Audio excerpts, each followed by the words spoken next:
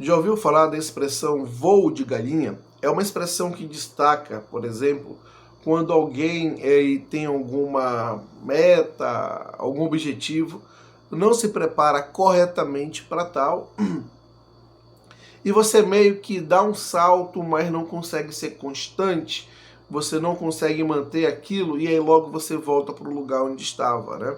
É a analogia ao voo de galinha, porque galinha não voa, ela dá aquele salto, né?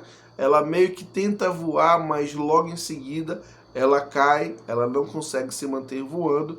Então aquele salto, você não se prepara, não tem a estrutura para aquilo, e você dá aquele pequeno salto, dá a impressão que vai voar, mas depois você acaba descendo, caindo, e é justamente a expressão voo de galinha. Pois bem, isso pode estar acontecendo para alguns clubes do futebol brasileiro que não saem desse ciclo de não ter uma reestruturação de futebol, contrata de forma irresponsável, tem algum destaque, alguma competição, mas nos anos seguintes volta a ter problema, porque não foi estruturado, não teve ali uma solidez financeira, uma estrutura financeira que suportasse aquele salto, e logo esse clube volta atrás, volta para onde estava com mais problemas, né?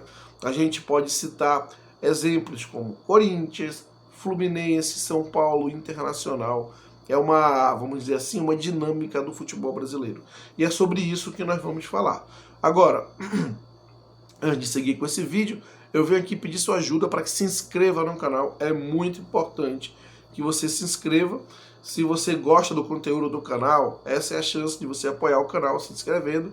Você vai ajudar com o crescimento do canal, tão importante quanto é o like, é o joinha, né? Porque através desse like você diz para o YouTube que esse vídeo é relevante, e aí esse vídeo consegue ter um alcance ainda maior e pode chegar a impactar muito mais pessoas.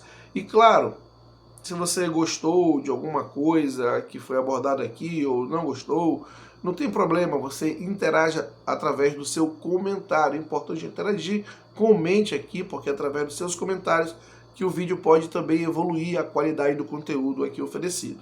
E compartilhe esse vídeo com seus amigos. Claro, não esqueça o tal do joinha, do like, deixa aqui o seu like. E mais um favor, comente sobre o áudio. Vamos lá, voltando ao tema do vídeo, a questão do voo de galinha, como eu estava dizendo, é justamente referente aos clubes que não se preparam, não trabalham os seus pontos críticos, as suas, vamos dizer assim, os seus problemas de forma estrutural, não trabalha principalmente a organização financeira. E aí ficam trabalhando nessa questão de contratar sem poder, ficam levando transfer ban, em algum momento eles criam algum destaque, né? Mas acabam voltando para onde estavam. E às vezes com muito, às vezes não, na maioria das vezes com muito mais problemas do que tinham antes. Um exemplo disso é o Corinthians, por exemplo, um outro exemplo, Internacional, o Fluminense, né?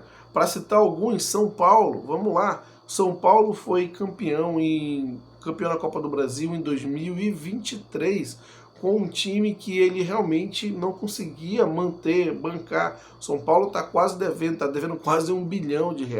Ele veio com a promessa de criar e trabalhar um fundo de investimento para conseguir captar recursos no mercado e pagar as suas dívidas aos juros mais baixos, equacionar suas dívidas. Para isso, teria que estabelecer um teto de gasto no futebol. Isso tão logo foi criado, os seus conselheiros já começaram a discutir, dizendo que São Paulo precisava ser mais competitivo, aquela pressão de tem que ter time forte, e ao que parece não vai seguir com esse projeto, que era bem interessante. E aí talvez fique os próximos 10, 15 anos na mesma dinâmica, Talvez ganhe um título em 10, 15 anos para depois não ganhar mais nada, e pior, não ser protagonista. O São Paulo nem protagonista é no futebol brasileiro. Ganhou o título em 2023, muito mais em função de uma má fase do Flamengo com o São Paulo do que necessariamente por méritos. No mais, o São Paulo não tem sido protagonista no futebol brasileiro. E ele não se reestrutura. O São Paulo é uma grande marca do futebol brasileiro, tricampeão mundial, é um clube que estaria localizado na principal capital financeira do país, terceira maior torcida, mas ele não consegue se reestruturar, ele não consegue equacionar suas dívidas de uma maneira que ele seja permitiram ter uma condição saudável ao longo da temporada, em termos de contratação, de compra de jogadores, de manter um time competitivo, mas não entende que para isso vai precisar cortar da carne, reorganizar suas finanças para que possa ser competitivo a médio e longo prazo. É justamente esse o ponto da questão, ser competitivo a médio e longo prazo e não apenas um voo de galinha. E o que falar, por exemplo, do Corinthians, né? O Corinthians que contratou a rodo, devendo também um monte de gente, dando um calote um monte de gente, mas contratou a rodo jogadores importantes, jogadores de nome, justamente para se livrar do rebaixamento e conseguiu, inclusive, uma vaga na pré-Libertadores. Mas como vai ser o Corinthians em 2025, com todos esses transfers ban que estão se anunciando, já que o Corinthians não paga ninguém? E será que vai atrasar salário? Isso já vai começar a complicar o ambiente e talvez o ano de 2025 pode se apresentar pior do que foi em algum momento o ano de 2024. Ah, Diogo, mas o time tá forte, o time encaixou, pegou, sabe, pegou força e vai que vai. Só que não é, gente, só o futebol dentro de campo que influencia, muito pelo contrário, o extra-campo, fora de campo, influencia tanto ou mais do que dentro de campo. A partir do momento que o Corinthians começar a levar transfer ban, ele não vai ter mais como contratar jogadores. E a partir do momento que essas dívidas sufocarem de tal maneira que, sei lá, os seus credores entrarem na justiça e começarem a bloquear, como já tem acontecido, bloquear aí os seus ativos econômicos, não vai conseguir pagar salário. E aí eu te digo, será que o time vai continuar encaixado se os salários não forem pagos, né? Eu acredito que não, até porque tem já essa ressalva no contrato, pelo menos é o que diz do Memphis Depay, que ele tem que receber em dia. Mas isso não afeta só um jogador, afeta o grupo como um todo. Ou você imagina se estiver recebendo um atleta em dia, os demais não. Será que não afeta também a convivência, essa coletividade? Enfim, é para se pensar. Via de regra, esses times que não se reestruturam, eles dão um passo, um voo de galinha, né? Eles dão aqui um outro destaque, mas não conseguem se manter competitivo a médio e longo prazo, não conseguem ser constantes.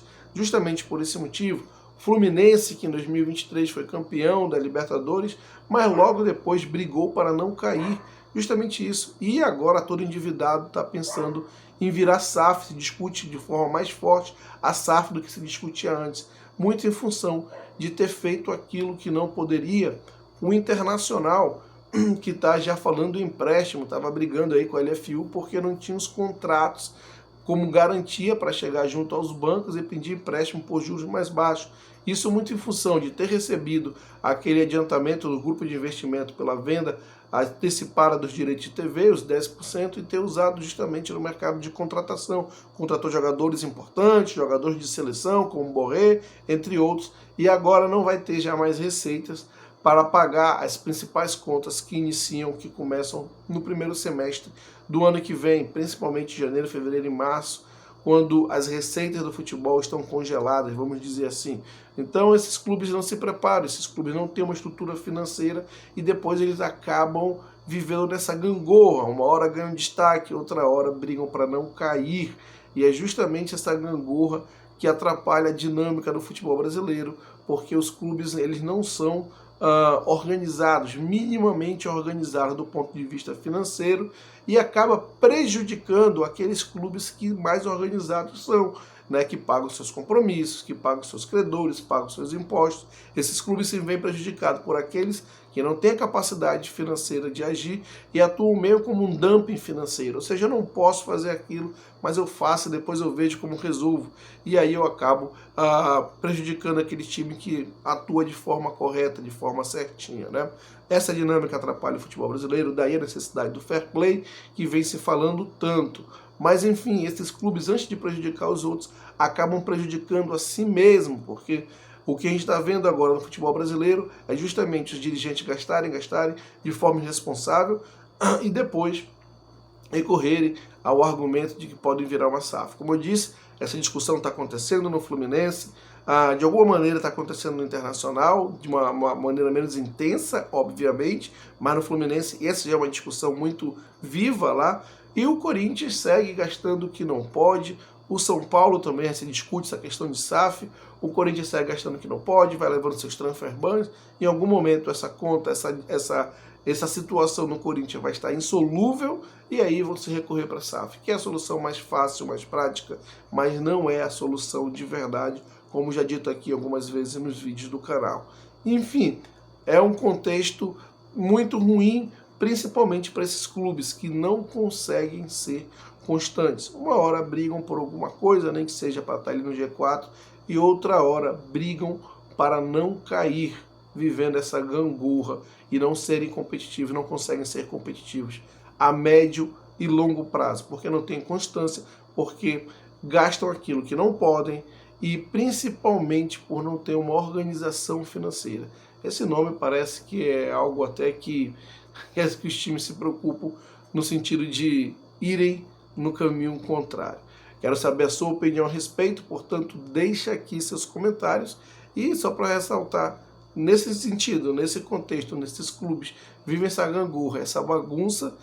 Flamengo e Palmeiras vão nadando de braçada, porque são efetivamente os clubes mais estruturados do ponto de vista financeiro, com maior potencial de arrecadação, com maior potencial de investimento. Não à toa, eles vêm aí distribuindo, dividindo os títulos ao longo dos anos entre eles, feitas raras exceções, que em algum momento entra algum intruso ou outro, como o Atlético Mineiro em 2021 e o Botafogo agora em 2024. Mas isso tem sido mais exceção do que a regra. Portanto, comente aqui, deixe seus comentários, o que é que você acha. Não esqueça de se inscrever no canal, deixar o joinha, não esqueça do like, compartilhe esse vídeo com seus amigos e até a próxima.